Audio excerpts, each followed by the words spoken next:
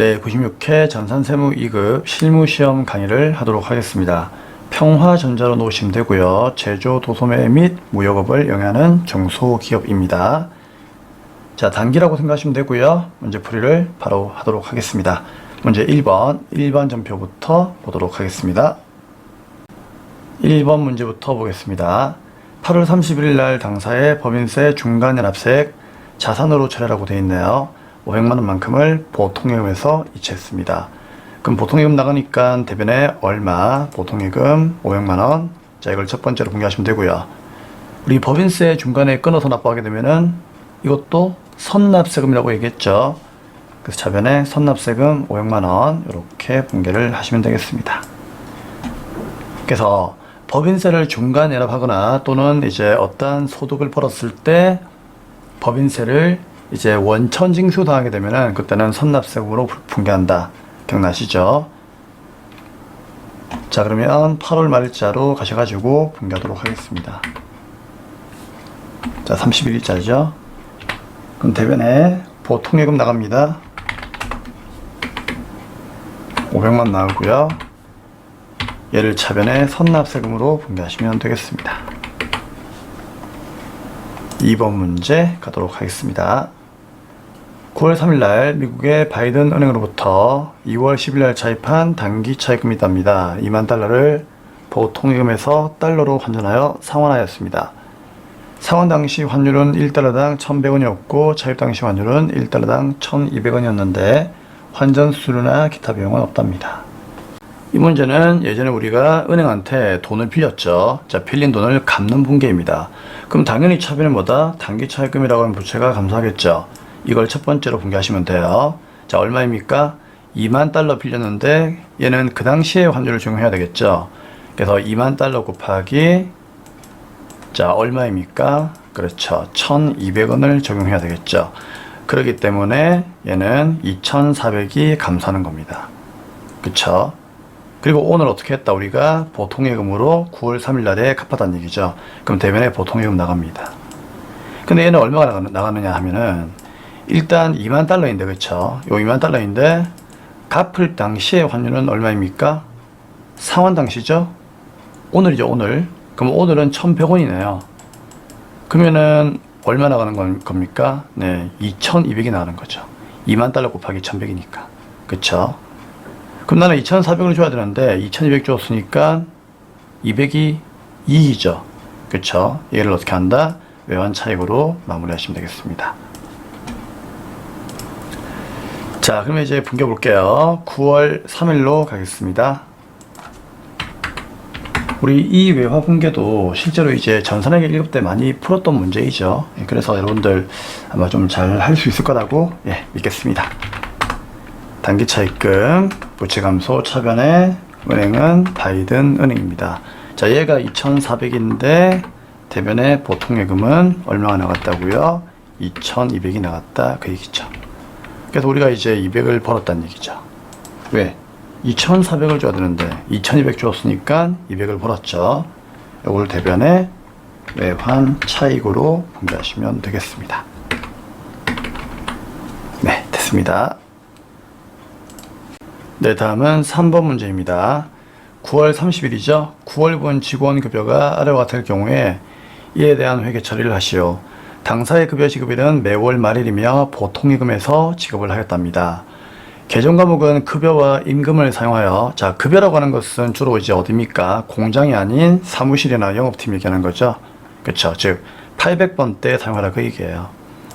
그리고 임금을 사용하여, 임금은 공장 직원들에게 주는 월급이죠. 그래서 공장 쪽은 임금 500번 때 임금으로 사용하라는 얘기입니다. 자, 아무튼 이걸 사용하여 분개하기로 하며 하나의 전표로 처리할 것. 원래 하나의 전표로 분개하고 있으니까 뭐 이런 거는 신경 쓸 필요가 없습니다. 자, 9월 급여 대장이 나와 있는데 영업부에 박흥민이가 있고 생산부에 차이찬이 있는데 이 영업부가 바로 뭐다? 급여를 말하는 거고요. 그렇죠? 생산부 직원의 임금을 그렇죠. 임금으로 분개라 그 얘기죠. 그래서 전체 이제 지급 내용을 봐야 되는데 여기는 요 기본급하고 직책수당 요 두 개 더한 금액이 급여와 임금이 되겠습니다. 그래서 흥민이는 250, 희찬 씨는 230이죠. 그래서 여기 보시면은 차변에 급여는 250, 임금은 230. 얘들을 먼저 분개하시면 되는 거예요. 요 두 개가 1번, 1번입니다. 아시겠죠? 그럼 대변에 세금하고 떼고 그 다음에 나머지를 주면 되겠죠? 자, 쉬운 문제입니다. 그럼 이 예수금은 당연히 여기서부터 여기까지를 합친 건데 결국 이거 볼 필요 없어요. 어떤 거? 공제계 합계 보시면 됩니다. 445, 890 얘가 이제 예수금이 되는 거죠. 2번. 그럼 나머지가 이렇게 차감 이제 지급하는 내용이니까 4354, 110이 여기에 그렇죠. 마지막으로 분개가 되는 겁니다. 간단하죠? 네, 분개하겠습니다. 날짜는 9월 30일로 가도록 하겠습니다. 차변에 급여 800번대 가시면 되겠죠? 얼마입니까? 250만원이죠? 그리고 밑에다가 차변에 임금 500번대 가시면 되겠죠? 얼마입니까?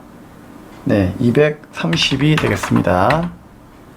그럼 우리는 480을 줘야 되는데 떼고 주는 거니까 떼는 거 예수금으로 공제액의 합계를 눌러주시면 되겠죠.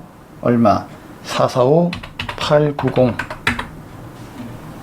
그럼 나머지 4354, 110이 대변의 보통 예금으로 지급이 되겠습니다. 여기까지입니다. 자, 다음 이제 4번 사채 문제입니다. 11월 2일날 액면가 3천만원인 3년 만기의 사채를 3,200에 발행했고 대금은 보통예금 받았습니다. 쉽죠? 자, 사채를 발행하면은 대변은 뭐다? 사채라고 하는 부채가 증가하고요. 얘는 무조건 액면가로 쌤이 분개하라고 했죠. 그러면 차변에 뭐다? 보통예금 들어오는데 3,200 들어왔으니까 할증 발행했는구나. 그쵸? 그러면 3천만원짜리 발행했는데 3,200 들어왔으니까 대변에는 사채 할증 발행 차금이 마무리가 되겠네요. 자, 11월 2일로 가겠습니다. 자, 대변의 사채를 먼저 분개하세요. 나중에 갚아야 되는 거니까 부채의 증가 얼마? 네, 3천만원 분개하시면 되고 차변의 돈이 보통예금으로 들어왔습니다. 3,200만원. 여러분, 이거 왜 이렇게 액면가보다 많은 돈이 들어옵니까? 그렇죠. 내가 주는 액면의 이자가 시장의 이자보다 크기 때문이에요. 그래서 대변의 200은 사채 할증 발행 차금으로 분개를 하시면 되고 사채 할증 발행 차금은 사채와 같은 변에 있는 사채의 가산 계정이다. 알고 있죠? 가산 계정이다. 이렇게 이해를 하시면 되겠습니다. 사채 할인 발행 차금은 차감 계정이죠. 네, 두 개를 같이 이해를 할 수 있도록 하세요. 네, 다음 이제 5번 문제입니다. 12월 8일 날에 출장 중인 영업부 직원들이 법인 신용카드로 카페 마음에서 아이스 아메리카노를 주문하고 다음에 신용카드 매수전표를 제출했습니다. 거래일 현재 카페 마음은 세원계산서를 발급할 수 없는 간이가세자입니다. 그러니까 매입세 공제가 안 되죠. 간이가세 사업자 같은 경우에 세원계산서를 발행할 수가 없다면은 카드를 긁어도 매입세 공제가 안 됩니다. 그쵸? 그래서 일반 전표에다가 분개하는 겁니다. 여비 교통비로 처리하시오. 뭐지? 네. 자, 출장 갔으니까 여비 교통비로 그냥 우리가 보겠다. 그런 뜻이에요. 네. 그럼 일단 문제가 답을 주고 있으니까 그대로 분개하면 됩니다. 자, 그럼 쉽네요. 차변에 여비 교통비 9,000원 나와 있죠. 카드 전표 보시면 되고요. 그리고 대변에 미지급금으로 분개하시면 되겠습니다. 얼마? 9,000원. 자, 그러면 12월 8일 날로 가시면 되고요. 차변에 여비교통비 출장 가서 하신 거니까 여비교통비라고 하자. 그 얘기였었죠. 자, 얼마? 9,000원. 대변에 카드를 결제했으니까 외상이죠. 미지급금. 거래처는 당연히 카드회사 나라카드로 달아주셔야 됩니다. 얼마? 9,000원 되겠습니다. 네, 이렇게 해서 전산세무이급 일반전표에 대한 내용은 마무리를 하도록 하겠습니다. 자, 다음은 문제 2번 메인 매출전표 가도록 하겠습니다. 네, 문제 2번 메인 매출전표 입력이죠. 자, 먼저 유형 선택 연습부터 해볼까요? 네, 유형 선택은 항상 증빙을 보고 하는 거죠. 자, 1번 빠르게 보겠습니다. 현금 영수증이 보이네요. 그러면 현금 과세. 2번 어떤 게 보이죠? 카드가 보이죠? 그러면 카드 과세. 자, 3번 세운계환서가 보이니까요, 당연히 과세가 되겠죠. 4번 어떻습니까? 여기 보니까 세운계환서나 현금 영수증은 발행하지 아니하였죠. 그래서 이런 경우에는 문제를 끝까지 봐야 되는데, 여기 보니까 제품을 판매했죠. 판매했는데 증빙 자체를 안 주었다면 이건 몇 번입니까? 그렇죠. 건별 기억나시죠? 건별로 유형 선택하시면 됩니다.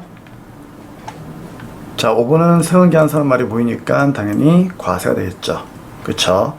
일단 이렇게 유형 선택을 조금 연습을 하시고 그 다음에 유형 선택이 다 잘 되면은 그때 분개를 하시는 것도 괜찮습니다. 자, 그러면 1번부터 풀이를 하도록 하겠습니다. 네, 1번은 5월 11일이죠. 당사는 전자랜드로부터 업무용 컴퓨터는 비품이죠. 110만원 부가세 포함입니다. 포함이라는 얘기는 나중에 자르면 되는 거죠. 현금으로 구입을 했고 현금 영수증을 수취했습니다. 단 자산으로 처리한다, 비품으로 처리하라는 얘기입니다. 자, 그러면 매입미션표 클릭하시고요. 날짜는 언제입니까? 5월 11일로 가시면 되겠죠. 자, 매입하고 현금 영수증이니까 현금 과세로 가시면 되겠습니다. 맞습니까? 그래서 61번 가시면 되고요. 품목은 누구입니까? 네, 컴퓨터. 금액은 부가세 포함해가지고 110만원이니까 110만원을 입력하시면은 100만원에 10만원 잘라줍니다. 거래처는 전자랜드이죠.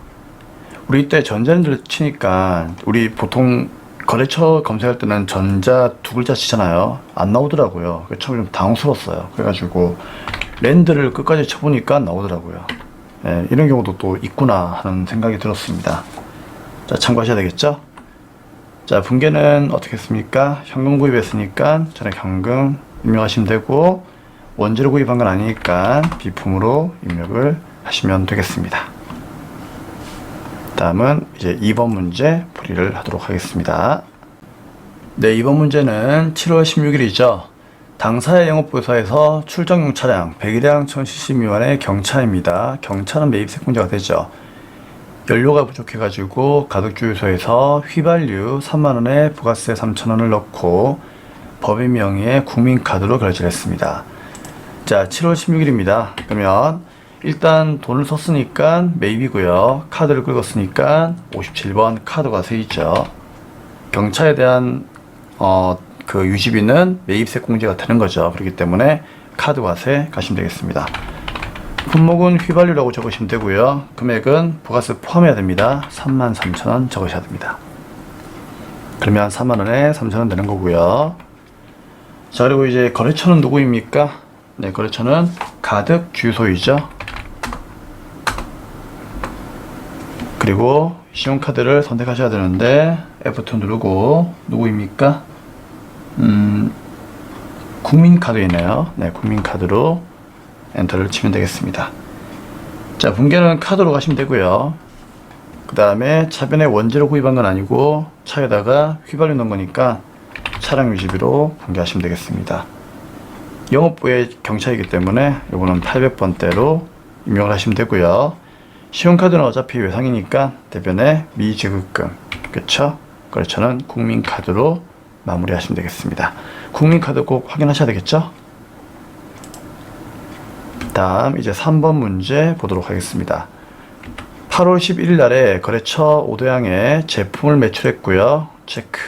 아래와 같이 전자세운계환서 체크 발급하였습니다. 이에 대한 회의 처리를 하시오 라고 되어 있네요. 매출하고 전자세운계환서니까 8월 11일 날에 매출의 과세가 되겠죠. 자, 품목은 전자제품이죠.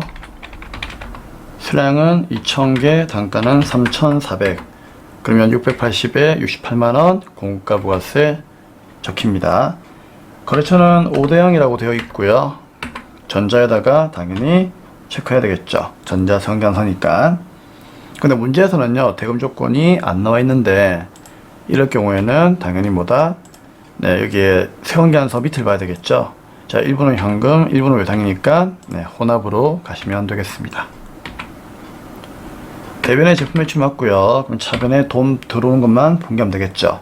첫 번째 현금 들어왔네요. 얼마? 300이 들어왔습니다. 그럼 나머지는 외상이니까 외상 매출금으로 분개를 하시면 되겠습니다. 자, 다음은 이제 4번 문제 풀이하도록 하겠습니다. 네, 8월 16일 날에 사업자가 아닌 한 지평씨에게 제품을 팔았답니다. 그쵸? 판매 동그라미 대금은 88만원, 부가세가 포함되어 있습니다. 체크하시고요. 당일 보통예금에 입금되었고 세원기한서나 현금 영수증 같은 증빙을 발행하지 아니하였답니다. 그럼 이거는 물건은 팔았는데 증빙은 안 준 거죠. 그쵸? 자, 이런 경우에는 어떤 거 쓰라고 했죠? 네, 16일로 가시면 되고요. 매출에 무증빙이니까 건별을 사용하라고 했죠. 자, 그리고 이제 제품 팔았으니까 제품 매출 당연히 네, 분개해야 되겠죠. 그럼 품목은 제품이고 금액은 얼마입니까? 부가세 포함한 88만원 적으시면은요 80만원에 8만원 네, 잘라줍니다. 그쵸? 거래처는 한 지평 적으시면 되고요. 그 다음에 분개는 어떻게 하면 됩니까? 보통예금으로 줬으니까 혼합이죠. 그럼 대변의 제품 매출 부가세 수금 잘 되어 있고요. 차변에 보통예금 들어오는 거 분개하면서 마무리를 88만원 끝내시면 되겠습니다. 네, 다음은 5번 문제 풀어보도록 하겠습니다. 9월 5일 날에 태풍으로 인해 가지고 손상된 공장 건물을 수선하고요. 다고치로부터 아래와 같은 내용의 전자성기한서 체크 발급을 받았습니다. 대금 중 1000만원만큼은 다고처에 대한 외상 매출금과 상계하기로 했습니다. 아, 이 말은 다고처라고 하는 그 거래처한테 내가 이제 외상값 받은 게 있는 건데 그거 안 받겠다, 퉁치자, 그 얘기죠. 오케이, 체크하시고요. 그 다음에 나머지는 다음 달에 줄게요 했답니다. 세원기한서의 품목은 복수거래로 입력할 것. 자, 이런 내용이 나오게 되면요, 이런 경우에는 이 복수거래가 채점 대상이 될 수가 있습니다. 그래서 입력 잘 하셔야 됩니다. 자, 9월 5일로 가겠습니다. 먼저 우리가 돈을 쓰는 거기 때문에 매입이겠죠. 전자성기한서를 받아왔으니까 매입의 과세가 되겠죠. 그래서 51번 가시면 되고요. 품목은 당연히 복수거래에 가시면 되겠습니다. 자, 우리 문제지에 나와 있는 거 그대로 이 내용을 옮기시면 되겠습니다. 밑에다가 첫째, 증축공사 공가액은 3,500만원에 부가세는 네, 350만원이고요. 비고에다가 자본적 지출까지 이렇게 입력되어 있으니까 네, 입력을 하시면 되고요. 우리 자본적 지출은 자산으로 분개하는 거 알고 있죠? 그쵸? 그 다음에 수익적 지출은요, 수선비라고 하는 비용으로 분개를 하시면 되겠습니다. 그래서 아무런 말이 안 나와 있으면요, 수익적 지출은 수선비로 분개하시면 돼요. 그 밑에다가 도색공사까지 마무리하겠습니다. 얼마입니까? 200만원이고요. 20만원. 여기다가 수익적 지출 이렇게 입력하시면 되겠습니다. 자, 다 했으면 여기에 뭐 ESC나 탭이나 F7번 누르면 되는데 그냥 탭키 누르세요. 위로 올라가죠. 그러면 증축공사 외 해가지고 공급가와 부가세가 3,700에 370 여기에는 합계하고 일치하면 되는 겁니다. 거래처는 누구입니까? 네, 다고처로 입력을 하시면 되고요. 전자성기한서니까 전자에 체크하고 분개는 혼합으로 가시면 되겠습니다. 차변에 3,700을 두 개로 나누어서 분개하셔야 됩니다. 먼저 건물을 우리가 수리한 거니까, 그쵸? 자본적 지출은 건물에 포함해야 되겠죠. 그래서 3,500만원만큼은 차변에 건물로 분개하시면 돼요. 그래서 이게 3,500이니까 3,500만원만큼만 이렇게 입력하시고, 그럼 나머지 200만원만큼은 차변에 뭐다? 네, 수선비로 분개를 하시면 되는데, 공장을 고친 거니까요, 500번대 수선비로 가는 게 맞겠죠. 얼마? 200을 입력하시면 되겠습니다. 그럼 우리가 이제 드려야 되는 돈은 토탈 4,070만 원인데 이 중에서 1,000만 원만큼은 외상물 추금하고 퉁치기로 했죠. 그럼 대변은 뭐다? 외상물 추금 사라집니다. 자산 감소 얼마? 1,000만 원 사라지고요. 그럼 나머지 3,070만 원만큼만 나중에 우리가 주면 되겠죠. 다음 달에 주기로 했으니까 당연히 대변의 미지급금으로 분기를 마무리하시면 되겠습니다. 네, 이상으로 매매지원표 입력은 마무리를 하도록 하겠습니다. 자, 우리가 현재 재무회계 파트만 입력을 하고 있기 때문에 다음 강의는 바로 결산으로 가도록 하겠습니다. 네, 문제 4번 결산 문제를 풀이하도록 하겠습니다. 우리 결산 문제는 일단 여기 보시면 자, 수동결산하고 자동결산을 먼저 구분하셔야 되겠죠. 자, 수동결산은 직접 분기하시면 되고요. 자동결산은 금액만 입력하면은 자동으로 분기를 해줍니다. 대신에 마지막으로 전표 추가는 하셔야 되겠죠. 자동결산 5가지 누가 있습니까? 기말재고, 대손, 감가, 퇴직금, 법인세 이렇게 5가지를 꼭 기억하셔야 되겠죠. 그러면 수동과 자동을 먼저 구분하겠습니다. 1번은 수동이죠. 2번 네, 수동이고요. 그 다음에 3번은 네, 수동이네요. 4번은 자동이죠. 왜 그럴까요? 자, 무형 자산에 대한 감가상각이죠. 그래서 감가상각이 이거는 키워드가 되는 거죠. 그 다음에 5번은 당연히 자동이죠. 퇴직금에 관한 거죠. 퇴직금 충당부채 설정은 자동이 되겠습니다. 그러면 1번 문제부터 수동을 풀어보도록 하겠습니다. 네, 1번입니다. 공장에서 사용 중인 트럭에 대한 자동차 보험료 10월부터 다음 연도 9월달까지죠. 그러면 12개월치가 되는 거네요. 그쵸? 자, 이 금액 360만원만큼을 10월 1일 날에 지급을 하고 전액 선급비용으로 분기를 했답니다. 보험료의 기간 배분은 월할 계산 음수로 처리하지 않습니다. 자, 그러면 그림을 보도록 하겠습니다. 그럼 우리 회사가 10월 1일 날에 전액 선급비용으로 분기했다는 얘기는 이렇게 분기했다는 얘기잖아요. 10월 1일 날에 자변의 선급비용, 대변의 현금 알고 있죠? 근데 이 보험료는 원래 비용으로 분기할 수도 있죠. 그럼 비용으로 분기한다면은 10월 1일 날에 대변의 현금 나가고 자변의 보험료 이렇게 분기할 수도 있는 거죠. 그래서 비용은 비용 처리하면은 보험료로 분기하지만 자산 처리하면은 선급비용으로 분기할 수 있다는 얘기죠. 근데 이 문제는 어느 케이스입니까? 왼쪽의 케이스로 분기했다 그 얘기예요. 그쵸? 하지만 이것도 알아야 되기 때문에 이 내용은 잠시 후에 설명드리겠습니다. 자, 우선 그러면 선급비용으로 분기를 했는데 자, 이게 이제 중요한 게 이렇게 분기하던 이렇게 분기하던 우리는 무조건 단기의 보험료가 얼마인지만 알면 되는 거죠. 그렇기 때문에 360만원에다가 곱하기 1년치니까 12개월 분에 10월 1일 날에 가입을 했으니까 당연히 뭐다? 10월 1일부터 이번 연도 끝나는 날인 12월 말까지만 보험료를 월할 계산하시면 되는 겁니다. 그러면 10, 11, 10이니까 3개월이죠. 360만원 곱하기 12분의 3 하면 되는 거죠. 그쵸? 그러면 90만원 나옵니다. 그래서 90만원이 단기의 보험료란 얘기죠. 그래서 우리한테는 이 90만원이 중요한 거예요. 그럼 90만원만큼을 보험료로 분기를 해야 되는데 우리 회사는 보험료로 분기를 안 했습니다. 그러면 12월 달에 어떻게 분기하면 될까요? 그렇죠. 정답은 차변에다가 보험료라고 하는 비용을 발생을 시키는 분기를 해야 되겠죠. 그리고 나서 야, 미안하지만 360만원 중에서 90만원만큼은 단기의 보험료다. 이거는 선급비용이 아니다. 그래서 선급비용에서 90만원만큼을 취소시키는 분기를 해야 됩니다. 그러면 정답은 대변의 선급비용 90만원이 정답이 되겠죠.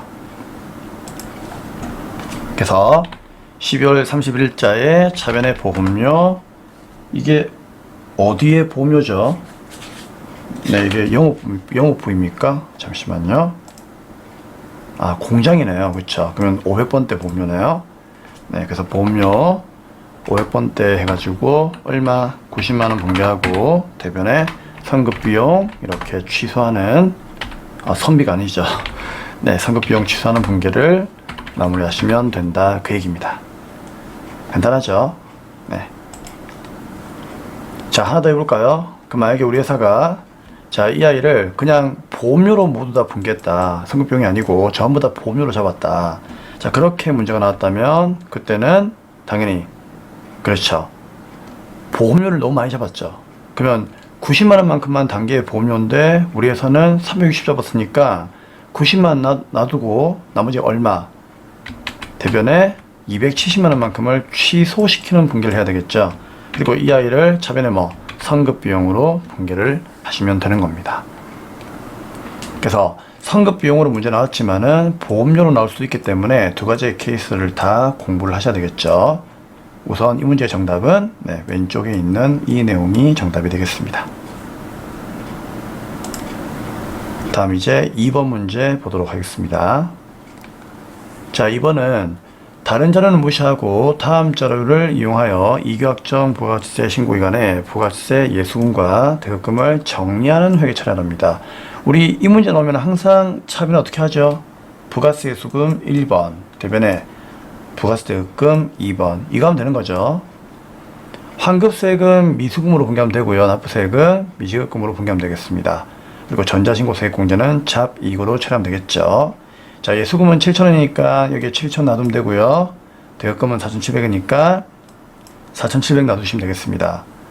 그러면 예수금이 매출세액이고 대급금이 매입세액이니까 빼면은 얼마입니까?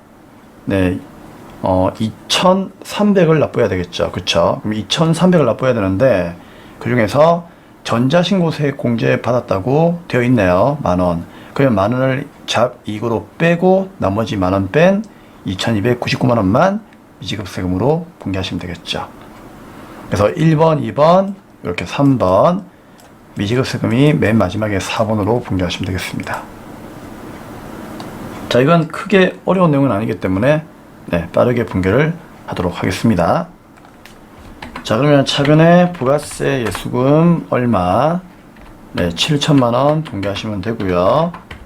대변에 부가세 대급금 얼마? 4,700이죠. 그래서 원래는 2,300 내야 되는데 전자신고 했다고 만원 빼주네. 그쵸?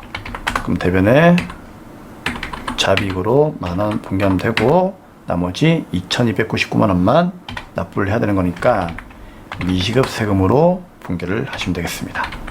그리고 다음 달 25일날 되면은 어떻게 하죠? 그렇죠.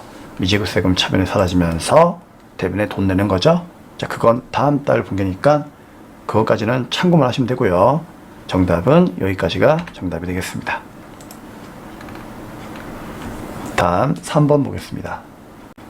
3번은 잠시 화면을 좀 보도록 하겠습니다. 자, 3번 문제가 이번 연도 5월 1일 날이죠. 하나은행한테 3억 원을 빌렸는데 연 4%의 이자율로 1년간 차입했습니다. 그럼 우리는 1년 동안 3억에 4%니까 얼마? 그렇죠. 1,200만 원만큼의 이자를 줘야 되겠죠. 근데 그 이자를 원금과 함께 1년 후에 보통예금에서 지급할 예정이랍니다. 그러면 쌤, 이 문제는 분개할 게 없네요. 지금 돈 들어오고 나간 게 없으니까. 그게 아니죠. 왜?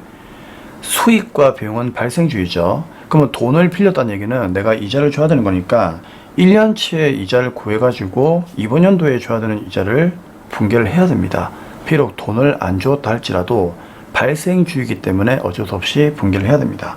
그러면은 3억 원에 4%니까 1,200이 1년치의 이자가 되겠죠. 그러면 이 1년 이자를 이자 비용으로 우리가 분개를 해야 되는데 이번 연도에 5월 1일 날에 우리가 빌린 거기 때문에 5월 1일부터 끝난 날짜인 12월 말까지 다시 월 계산을 해야 돼요. 그래서 1,200을 12분의 5월 1일부터 12월 말까지. 그럼 몇 개월입니까? 5, 6, 7, 8, 9, 10, 11, 10이니까 8개월이죠. 그럼 8개월이면 800이네요. 그럼 800만 원만큼을 우리가 이번 연도의 이자 비용으로 인식을 해야 된다. 그 얘기입니다. 하지만 못 줬으니까 이 아이를 미지급 비용으로 분개를 해야 되겠죠. 결국 미지급 이자 800만 원만큼을 분개하라 그 얘기예요. 그러면 12월 말날에 차변의 이자 비용 800으로 분개하고 대변에 못 줬으니까 미지급 비용으로 800을 정리하시면 되겠습니다. 그래서 12월 말일자 차변에 이자 비용으로 800을 분개하고요. 못 주었으니까 대변에 미급 비용으로 800을 분개하시면 되겠습니다. 네, 됐습니다. 자, 이상으로 이제 수동 분개는 끝이 났고요. 다음은 자동 결산을 보도록 하겠습니다. 자, 4번 문제입니다. 자동 결산이죠. 자, 얘는 일단 결산자로 입력해 가셔가지고요. 엔터 치고 1부터 12월 말까지를 놓으시면 되겠죠. 4번은 무형자산 상각비인데 얘는 우리가 이제 금액을 어디에 입력합니까? 판매비와 관리비에 무형자산 상각비에 입력하면 되겠죠. 그래서 여기에 입력할 금액을 우리가 구하셔야 되는데 현재 문제는 영업권입니까? 아닌데 상표권이구나. 자, 상표권만 나와 있기 때문에 상표권만 구해가지고 금액을 입력하시면 돼요. 그러면 자동으로 알아서 어떻게 한다? 알아서 차변의 무형자산 상각비, 대변의 상표권 이렇게 분개해 줄 거니까 금액만 우리는 구해가지고 넣으시면 되는 거예요. 자, 그 금액이 90만원이라고 되어 있는데 왜 90만원이냐? 자, 볼게요. 무형자산은 아무런 말이 없으면 정액법으로 분개하죠. 그 문제를 읽어보겠습니다. 자, 이것도 이번 연도예요. 그러면 이번 연도 10월부터 사용이 가능하게 된 상표권이 있답니다. 그러면 사용이 가능한 날부터 감가상각을 하는 거 알고 있죠?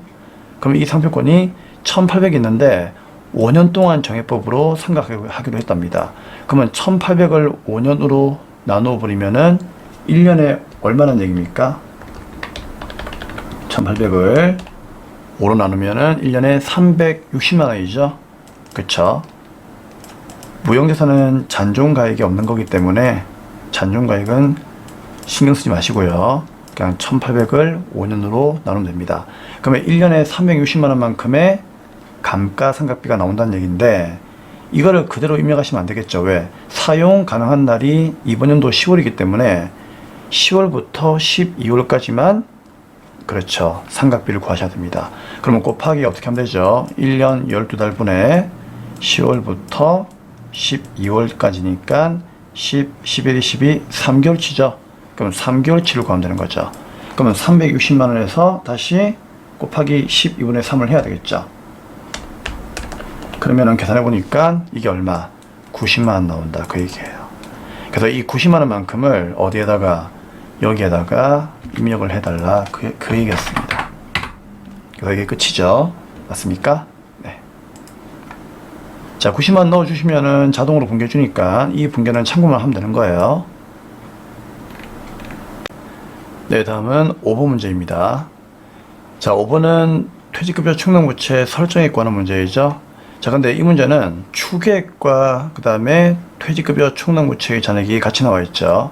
그러면 설정하기 전에 잔액이니까 어떻게 하면 되는 거죠? 추계액에서 잔액을 빼면은 이번 연도에 설정액이 나옵니다.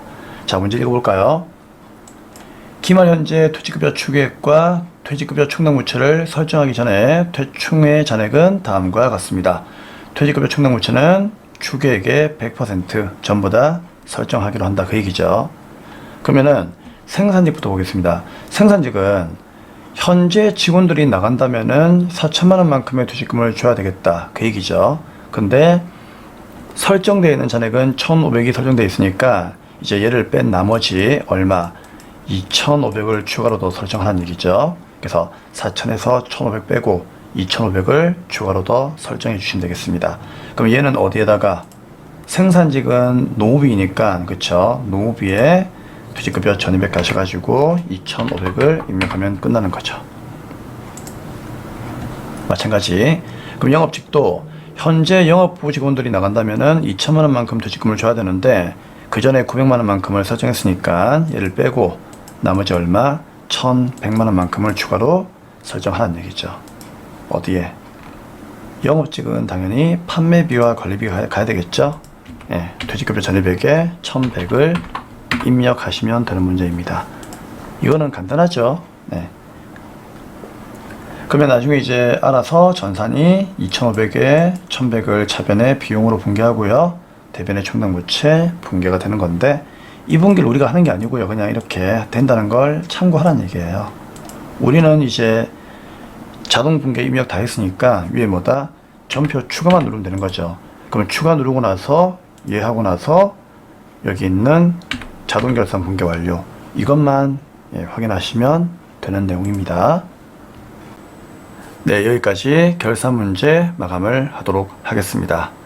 자, 다음 강의에서는 96회 전산세무 2급 부가가치세 부분하고 원천 징수에 관한 실무시험 강의를 하도록 하겠습니다. 다음 강의에서 뵙도록 하겠습니다.